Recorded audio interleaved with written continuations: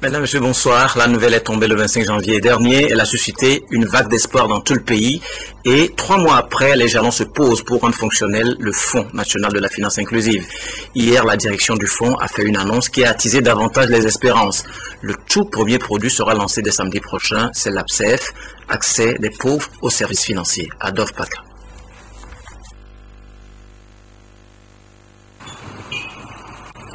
Accès des pauvres aux services financiers APSEF est le tout premier produit que le Fonds national de la finance inclusive s'apprête à mettre au service de la population à la base.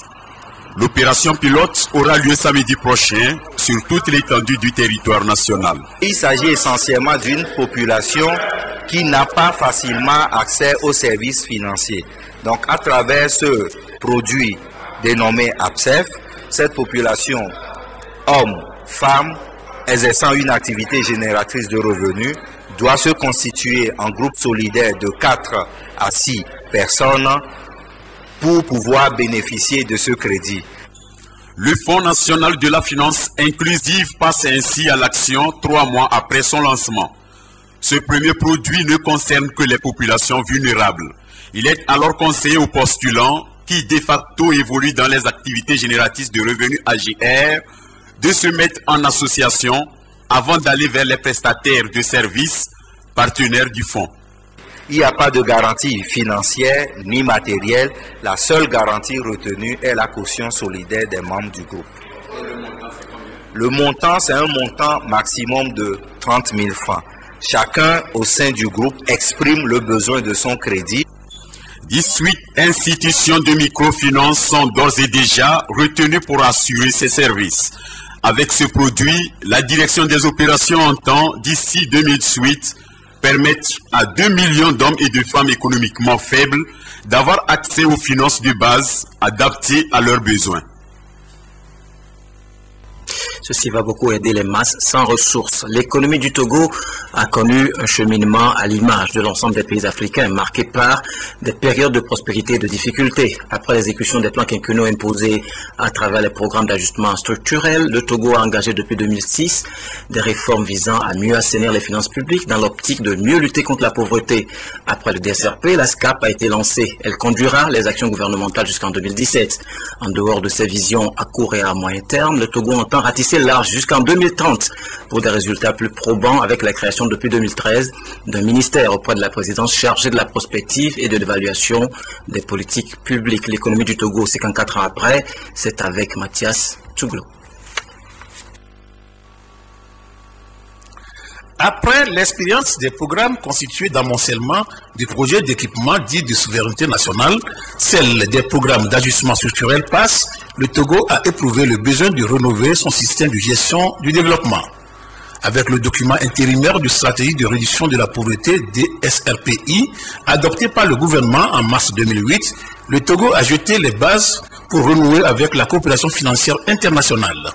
Par ce canal, le Togo a obtenu auprès du Fonds monétaire international FMI un programme triennal au titre de la Facilité pour la croissance FRPC, une étape qui a ouvert la voie au Togo pour accéder à l'initiative en faveur des pays pauvres très endettés IPPTE. En effet, la mise en œuvre satisfaisante du FRPC et de la conclusion d'accords d'appurement d'arriérés ou de réaménagement de la dette avec les créanciers multilatéraux et bilatéraux ont permis au Togo d'atteindre en novembre 2008 le point de décision de l'IPPTE au moment où la croissance tournait autour de 1,1%. Ce qui conduira 2 ans plus tard à l'achèvement du processus où le Togo devait à nouveau retrouver sa marge de solvabilité vis-à-vis de ses partenaires financiers. Le Togo a atteint son point d'achèvement en 2010 et ce fut quand même un soulagement pour les agrégats macroéconomiques du pays. Donc avec le Club de Paris, le Club de Londres, le Togo s'est vu alléger une part de sa dette jusqu'à 80%. Donc c'est-à-dire que la dette extérieure du pays s'est retrouvée vraiment allégée et l'État avait maintenant la capacité de lever des fonds pour financer encore des activités. Donc c'est ce qui a occasionné toute cette vague de réformes que nous sommes en train de connaître, notamment en matière d'infrastructure.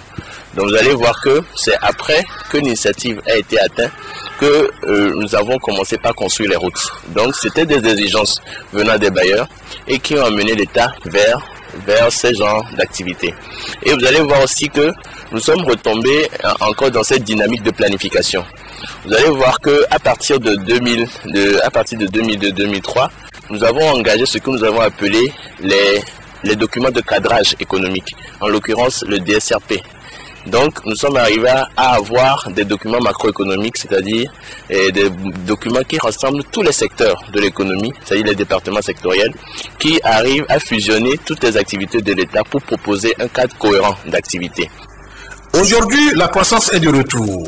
Le taux tourne autour de 5,5% et pour maintenir le cap, le Togo entend poursuivre les efforts afin de créer un cadre macroéconomique stable pour préserver la hausse des recettes fiscales et douanières enregistrées ces dernières années, volonté illustrée par la création de l'Office togolais des recettes OTR.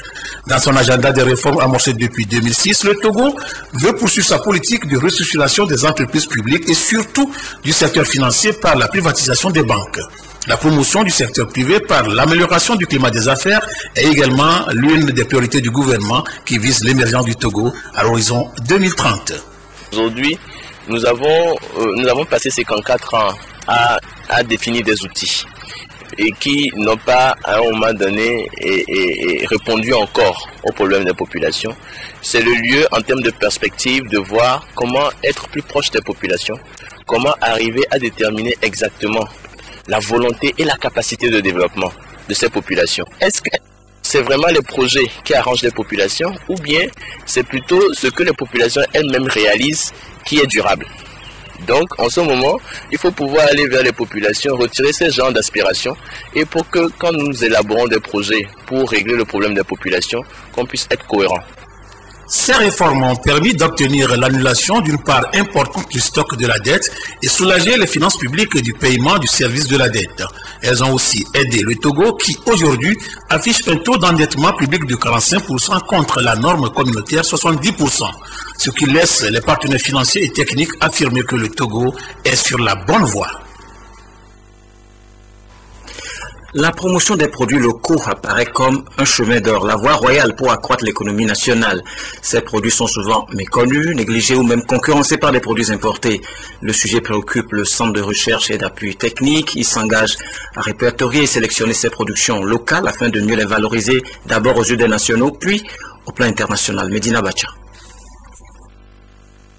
Ces produits sont localement transformés au Togo et présents sur le marché, mais restent souvent peu connus et donc rarement consommés par les populations. Je n'ai pas l'habitude de consommer ces produits localement.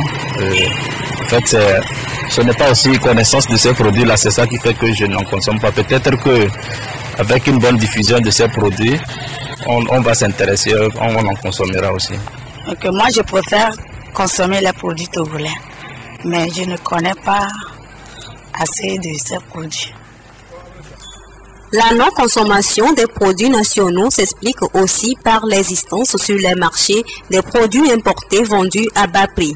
Pour renverser la tendance, le Centre de recherche, d'études et d'appui technique CREAT a initié des projets dont la mise en place d'un observatoire de la consommation alimentaire des produits locaux. Valoriser et promouvoir la consommation des produits du Togo, tel est l'objectif de ce projet. Le plan local, nous avons beaucoup de transformateurs, beaucoup de ces producteurs-là qui mettent sur le marché des produits.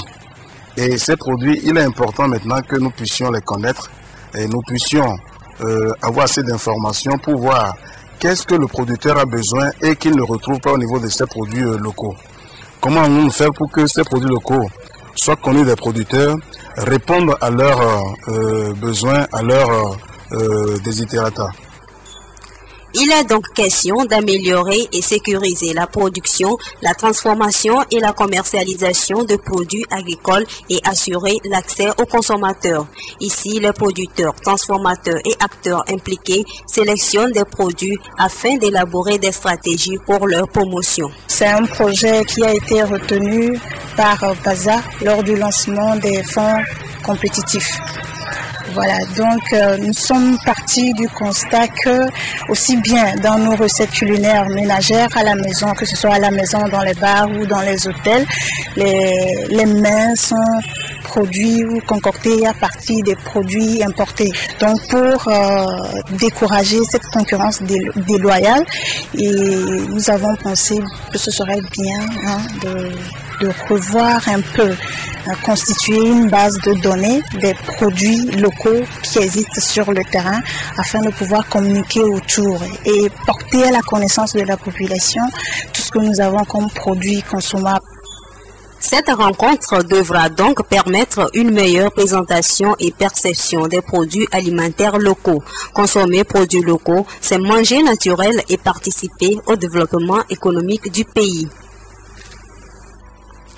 Les ingénieurs et techniciens du ministère des Travaux publics et des Transports vont désormais mieux maîtriser les caractéristiques de dimensionnement des routes et des pistes rurales. Pour ce faire, ils sont en session de formation depuis ce matin sous l'égide de leur ministère de tutelle en partenariat avec la Banque africaine de développement. Carmen Madjé Akakou.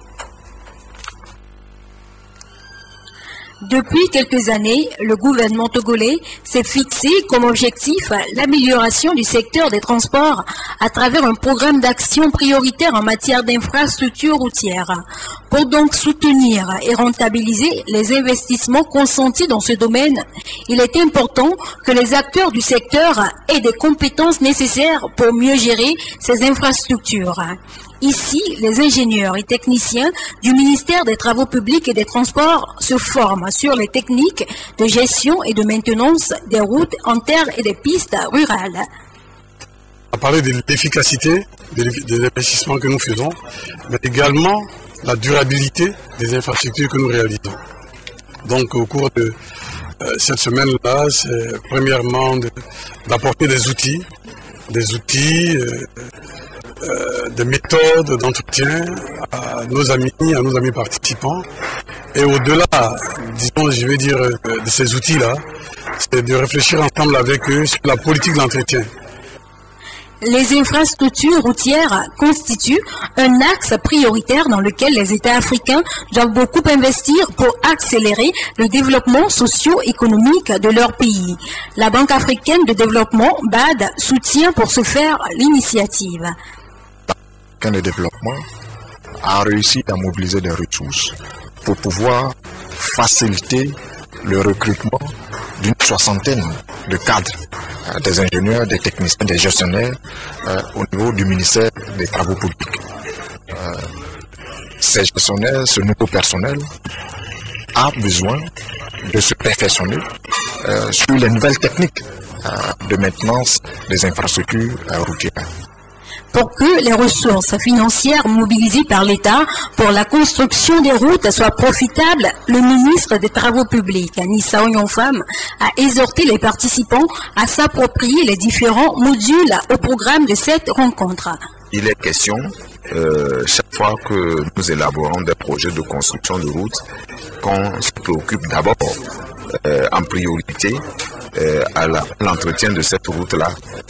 Comment faire pour lui donner une chance de durabilité, de pérennité en procédant efficacement à l'entretien des routes, et nous pourrons être sûrs que nos routes pourront avoir une durabilité certaine. Au sortir de ces assises, ces ingénieurs et techniciens du ministère des Travaux publics maîtriseront mieux les différentes dégradations liées aux routes, les techniques de réparation y relatives et le cadre institutionnel et réglementaire de l'entretien routier. Le gouvernement et ses partenaires, société civile, ONG partenaires au développement, sont également très actifs dans le processus de décentralisation au Togo. L'ONG Entreprises, Territoire et Développement vient de lancer officiellement à Notien son programme d'appui à la gestion environnementale dans les communautés à la base. C'est au bénéfice des collectivités de Hao et de Moyen-Mono. Le projet est financé à plus de 50% par l'Union européenne. Apollinaire Kadanga, Prudence, Zinsou. Si la décentralisation constitue un instrument de développement local devant permettre aux populations, surtout à la base, d'intégrer leurs besoins afin de mieux les solutionner, la question environnementale n'est pas exclue de ce processus et c'est dans ce sens que l'ONG Entreprises, Territoire et Développement, qui œuvre pour un développement décentralisé viable au Togo, a initié un programme d'appui à la gestion environnementale décentralisée, programme qui va couvrir les préfectures de Hao et de Moyen-Mono. Le projet va les aider à définir un plan préfectoral pour chaque préfecture, un plan préfectoral de développement durable qui va être assorti d'une charte de développement durable. Après, le projet va les aider à réaliser des infrastructures de gestion environnementale telles que les latrines, les points d'eau, et puis va les aider également à ramasser, à traiter les ordures ménagères pour assainir un peu la ville de Noche et la ville de Tau. De 2010 à 2013, un autre projet dénommé Programme d'appui à la gouvernance locale a été déjà exécuté avec succès dans la même localité par cette ONG, ce qui a permis le financement du projet PAGED par l'Union européenne qui a à cet effet signé un accord de financement avec son partenaire. Cette initiative encourage un dialogue entre les autorités locales, les autorités décentralisées de l'État et la société civile. Cette initiative prend l'environnement comme moteur de développement économique, c'est-à-dire la gestion durable des ressources naturelles, la gestion de l'eau, assainissement au niveau local, la gestion des déchets au niveau local, la création de petites entreprises. Donc tout ça nous a fait répondre positivement à ces demandes. Prévu pour 3 années d'exécution, le programme d'appui à la gestion environnementale décentralisée doit coûter environ 373 millions de francs CFA et l'Union européenne y contribue à près de 60%. Les principaux acteurs impliqués dans la lutte contre les violences à l'endroit des enfants se sont retrouvés hier à Lomé pour échanger sur le bilan des 2 ans d'activité du Conseil consultatif national des enfants. Le cadre a été fixé par le ministère en charge de la protection de l'enfance. C'est pour amener les partenaires techniques et financiers et les organisations de la société civile à s'approprier les actions et les préoccupations de ce Conseil. Nous y reviendrons dans nos prochaines éditions. Les marins turcs qui séjournaient depuis quelques jours à Lomé ont immortalisé leur passage par un acte généreux envers les enfants de certains centres d'accueil à qui ils ont offert des cadeaux avant de quitter le Togo. Robert Potogbe, Esther Laclé, reportage. En fin de mission de 3 jours au Togo, les militaires marins turcs ont assisté certains enfants déshérités de la capitale en leur offrant des cartons de sucre, des pâtes alimentaires et des fournitures scolaires. Ces dons ont été distribués aux orphelins de la pouponnière Sainte-Claire, SOS Village d'enfants, et aux orphelinats Spes et Kropessi. La cérémonie de don répond aux soucis du gouvernement turc d'appuyer le gouvernement togolais dans des efforts d'amélioration des conditions de vie des populations en général et des orphelins en particulier. Le choix des orphelins n'est pas fortuit si l'on sait que c'est une cible de la population qui est vulnérable et qui a besoin d'un soutien permanent tant du gouvernement togolais que des partenaires. Je remercie la délégation des marins turcs pour ce don qu'ils viennent de faire à 4 orphelinats au Togo. La Turquie n'est pas à sa première expérience dans ce domaine au Togo. Les derniers gestes envers l'État togolais remontent en 2010. En 2010 et 2013, l'agence turque de coopération internationale TICA avait apporté son assistance technique et financière à beaucoup d'associations, d'ONG et certaines structures scolaires et tactiques dans le cadre de la coopération bilatérale entre le Togo et la Turquie. La visite du navire de guerre turc du 17 au 19 avril 2014 témoigne une fois encore de l'excellente qualité des relations d'amitié et de coopération qui existent entre les deux pays. Le consulat de Turquie au Togo fait partie des 30 ambassades et consulats turcs installés en Afrique. Après Lomé, ces marins ont mis le cap sur l'Afrique du Sud. Ils ont affronté le golfe de Guinée, un trajet en proie ces derniers temps à une insécurité grandissante. En juin 2013, les chefs d'État des pays côtiers concernés ont pris d'importantes résolutions à Yaoundé à cet effet. Des experts sont réunis depuis mardi dans la capitale camerounaise pour examiner leur mise en œuvre. Le Togo a commandé des patrouilleurs pour lui permettre de mener à bien ce combat contre l'insécurité maritime. Les ressources forestières méritent également une meilleure protection et pour ce faire, les agents des eaux et forêts sont mieux valorisés. Ils portent désormais des galons signes distinctifs qui leur donnent mandat de veiller à la protection de l'environnement au Togo au nom du gouvernement. Helmut Pinto, Prudence Zissou.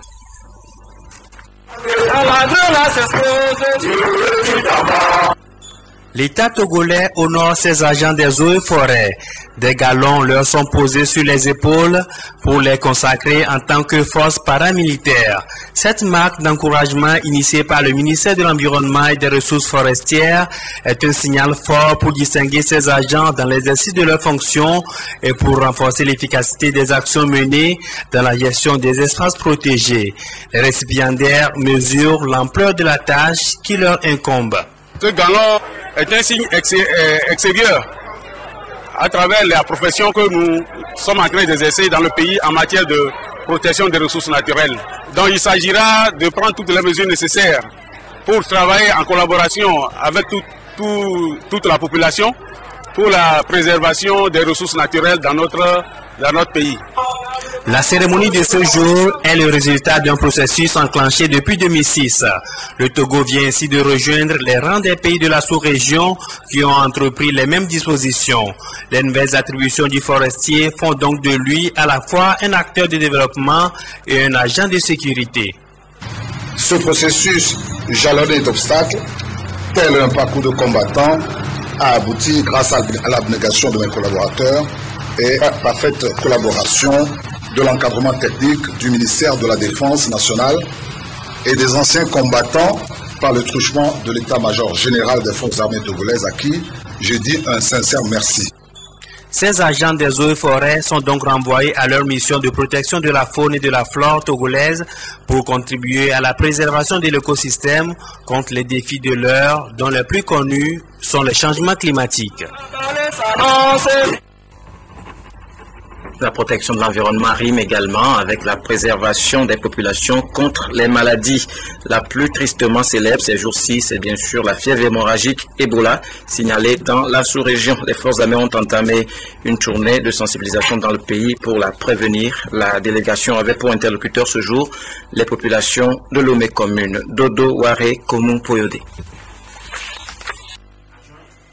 La fièvre hémorragique à virus Ebola, cette maladie signalée depuis le 21 mars 2014 dans la sous-région ouest africaine, tue au moins 90% des personnes infectées, ont laissé entendre les responsables des services de santé togolais. C'est une maladie très grave qui pour l'instant n'a ni vaccin ni médicament.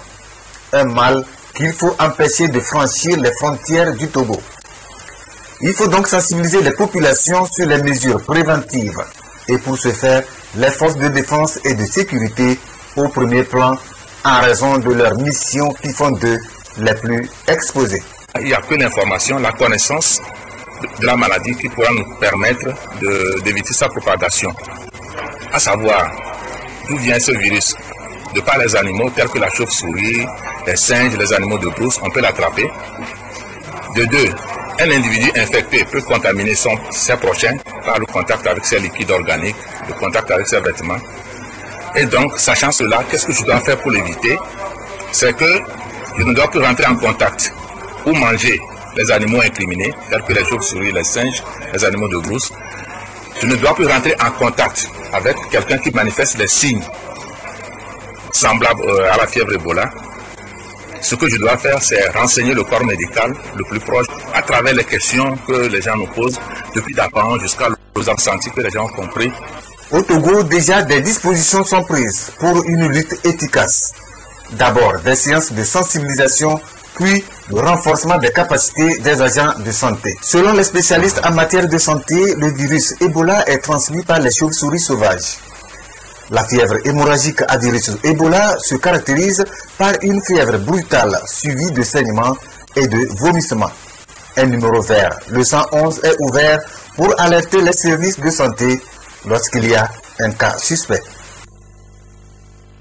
Le Conseil national des patrons de presse vient de renouveler ses instances dirigeantes. Jean-Paul Agouaoulété en est désormais le numéro 1. Il a été élu par ses pairs pour un nouveau mandat de 2 ans. Désiré Dagovi, Pierre Soussoupo. Né de la fusion de plusieurs organisations de presse, Le Conseil national des patrons de presse, CONAP, est à la croisée des chemins. La tenue de son assemblée générale lui a donné l'occasion de revisiter les difficultés que rencontre la corporation et de repartir sur de nouvelles bases. L'instance dirigeante de l'organisation a été à 100% renouvelée.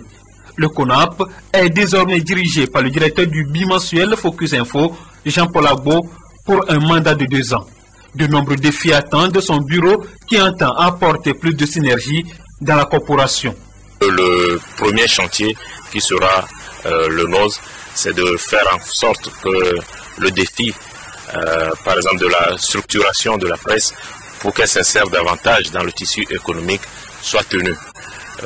Pour qu'on soit crédible en face des autorités, pour qu'on soit crédible en face des partenaires, encore faut-il qu'on ait une presse mieux structurée, mieux insérée dans le tissu économique. Le deuxième sera celui de la professionnalisation. Donc, nous parions sur la formation, qu'elle soit continue ou qu'elle soit ponctuelle à travers des séminaires de formation justement. Et le troisième défi aussi sera la recherche de financement et de subventions. Autre défi, et non des moindres, la situation en général de la presse privée et celle en particulier des entreprises de presse qui éprouvent d'énormes difficultés à s'imposer sur le marché. Nous développerons des plaidoyers auprès des partenaires, auprès des entreprises de la place, mais également auprès des autorités pour que notamment l'aide à la presse soit relevée le plus possible. Un dernier point aussi sera la mise en application de certaines dispositions, notamment les dispositions du Code de la presse qui prévoit des avantages économiques et financiers aux entreprises de presse. Il y a aussi des accords internationaux qui ont été signés par notre pays, notamment les accords de Florence ou le protocole de Nairobi, qui prévoit l'exonération d'un certain nombre de taxes sur l'importation d'un certain nombre de choses qui participent à l'élaboration de nos journaux. Dans son message aux confrères, le président élu a lancé un appel à l'unité des patrons de la presse togolaise. Selon lui, le pari d'une presse plurielle, diverse, libre, professionnelle et prospère est encore possible. À présent, l'actualité sportive avec Claude Ama. Bonsoir Claude. Oui, bonsoir Amir. Alors hier ont été disputées les demi-finales de la Coupe de l'Indépendance du Togo, n'est-ce pas? Oui, mais l'AS Douane et Ange de Ngotien, nos deux représentants éliminés en Coupe continentale, disputeront la finale de la Coupe de l'Indépendance dimanche au stade de Kégué. Hier en demi-finale, les Anges de Ngotien ont battu Fordant de Dapor 2-0, alors que l'AS Douane a disposé de Dito à l'épreuve des tirs au but. Jean et Dédi. Après une première mi-temps nulle et vierge, la plus nette occasion de la rencontre entre l'AS Douane en maillot bleu et le Dynamique togolais en rouge reste ce pénalty concédé à la 110e minute par la défense des douaniers. Mais de ses Kofi très maladroit va trouver la barre transversale. Les robots rouges ne désarment pas et inquiètent à maintes reprises le goal adverse sans trouver le chemin des filets. 0 but partout, score à la fin du temps réglementaire. Au cours de la séance des tirs au but, les douaniers sont plus réalistes et l'emportent 4 tirs contre 3. La seconde rencontre a opposé les Anges de Ngotien, tous de jaunes vêtus à Fouada de Daparon en rouge. Les champions en titre ont réussi à couper le souffle aux Lions de la Savane dès la 11e minute suite à une bonne combinaison. Une réalisation de Souni Kossi. Fouadan réagit, mais les buts gardés par Ameniko Haïti resteront non violés jusqu'à la pause. La deuxième partie débute avec de bonnes intentions offensives de part et d'autre. Mais dans le dernier quart d'heure, les Anges vont appuyer sur l'accélérateur et à la 89e minute, Orega Jadi aggrave le score. 2-0, les Anges rejoignent la Douane en finale. Cette finale se dispute au stade de Kégué ce dimanche. Après le stade de Kégué, nous retrouvons le stade municipal où a été disputée la 3e journée de la première édition du President Cup de l'UFO. Le Togo, qui a été contraint au nul l'un but partout face à la Côte d'Ivoire, disputera les demi-finales demain après-midi contre le Mali, alors que le Nigeria affrontera le Bénin. Nous retrouvons Modeste Kouma. Les éperviers cadets avaient besoin d'un match nul face à la Côte d'Ivoire pour se qualifier et ils l'ont réussi. Après une entame poussive, le Togo se réveille à la 7e minute où la frappe de Alassani Abdul Razak est repoussée par la barre transversale. L'ouverture du score n'est que retard. Et c'est la balle transversale qui sauve la Côte d'Ivoire de l'ouverture de la marque. Alassane récidive 8 minutes plus tard et donne l'avantage au Togo. Je ne l'ai pas de et c'est le but. Et oui, c'est le but. Sonné, la Côte d'Ivoire réagit et obtient l'égalisation à la 29e minute. Sur coup franc, Zouzou Aperedo bat le goal togolais. Et c'est l'égalisation. L'égalisation. Un but partout, score à la pause et c'est d'ailleurs le résultat final. Et le Togo termine en tête du groupe A avec 4 points plus 1, suivi du Bénin 3 points et de la Côte d'Ivoire 1 point moins 1. En premier match, le Nigeria a battu le Mali 2 buts à 0 et termine leader du groupe B avec 6 points plus 4. Les demi-finales se disputent ce vendredi. Le Nigeria accueille le Bénin à partir de 15h et le Togo se mesure au Mali à partir de 17h30. Oui, mais juste le temps d'informer les amis télésportifs que le championnat D1 et D2 démarre le 3 mai prochain. Ensuite, vous donnez l'information de la grande finale du tournoi de l'intégration qui opposera samedi au stade municipal de Lomé à partir de 15h30. L'information togolaise Média FC et Kenis International. Déjà à 13h30, en marge de classement, le Burkina Faso aura un découvre avec la Guinée-Conakry. Merci et au revoir. À très bientôt, Claude. Merci. Le pagne en fait se poursuit sur l'esplanade du Palais des Congrès de Lomé. Aujourd'hui, nous nous intéressons au pagne comme moyen de communication et vecteur de messages. Nous y reviendrons dans nos prochaines éditions. Également, 3e jour de l'événement Le Livre en Fête, le ministère de la Communication, de la Culture, des Arts et de la Formation civique a organisé des cafés littéraires simultanément sur le site de la Foire Togo 2000 et dans l'enceinte du Collège Notre-Dame des Apôtres de Lomé. Clarisse Aticlé.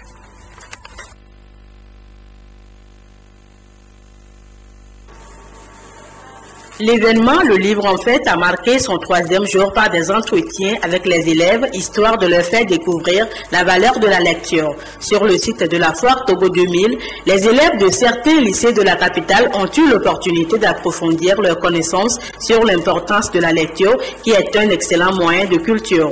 Ils ont également eu la possibilité de visiter des stands où des livres sont exposés à cet effet par des maisons d'édition et des librairies de la place. Je fais la première A4. Je suis passionnée à la lecture. J'aime lire pour améliorer mon parler. Je suis venue ici parce qu'on nous a invités et aussi parce que je veux savoir plus.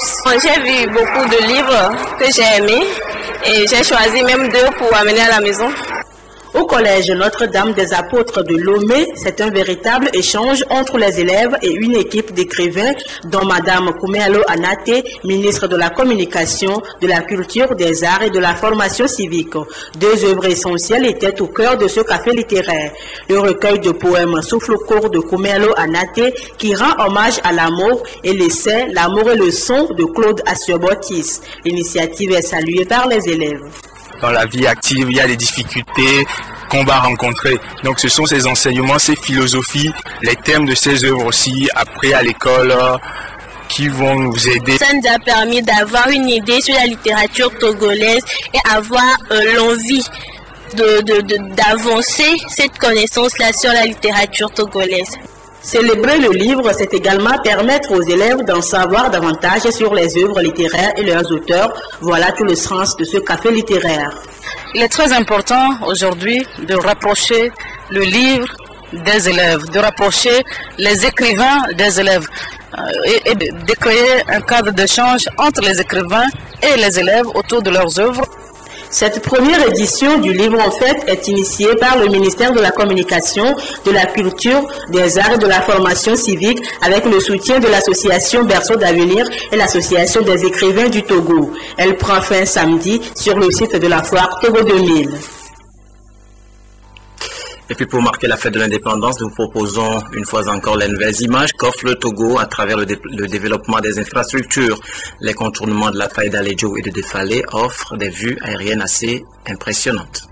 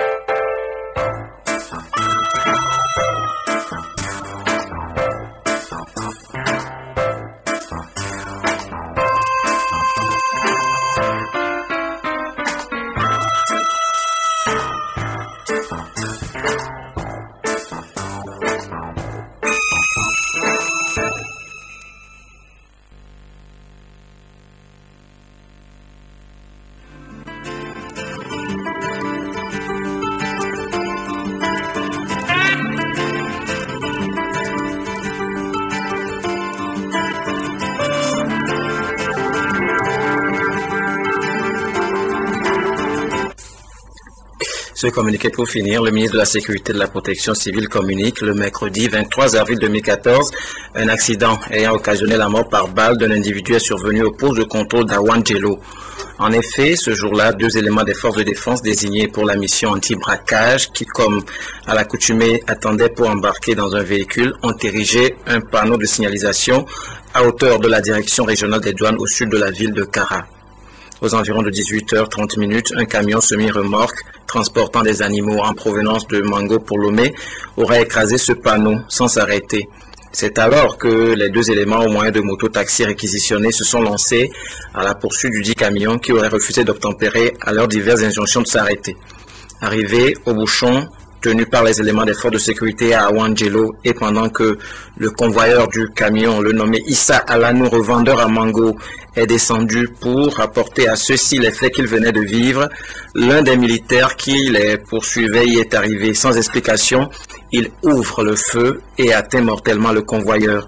C'est le lieu ici de préciser que cet incident regrettable, qui n'est qu'une pure bavure, n'a aucun lien avec l'application des mesures prises par le gouvernement pour lutter contre la recrudescence des accidents sur nos axes routiers.